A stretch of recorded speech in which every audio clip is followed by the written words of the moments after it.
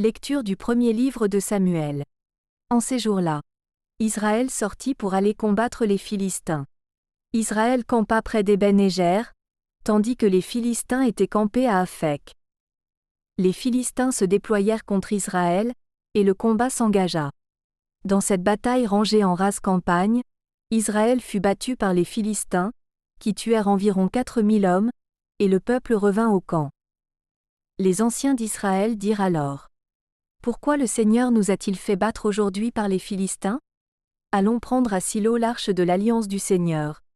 Qu'elle vienne au milieu de nous, et qu'elle nous sauve de la main de nos ennemis. Le peuple envoya des gens à Silo. Ils en rapportèrent l'arche de l'alliance du Seigneur des armées, qui siège sur les kéroubim. Les deux fils du prêtre Élie, Ophni et Pinas, étaient là auprès de l'arche de Dieu. Quand l'arche arriva au camp, tout Israël poussa une grande ovation, qui fit résonner la terre. Les Philistins entendirent le bruit et dirent: Que signifie cette grande ovation? Dans le camp des Hébreux? Ils comprirent alors que l'arche du Seigneur était arrivée dans le camp. Alors ils eurent peur, car ils se disaient: Dieu est arrivé au camp des Hébreux. Puis ils dirent: Malheur à nous! Les choses ont bien changé depuis hier. Malheur à nous! Qui nous délivrera de la main de ces dieux puissants?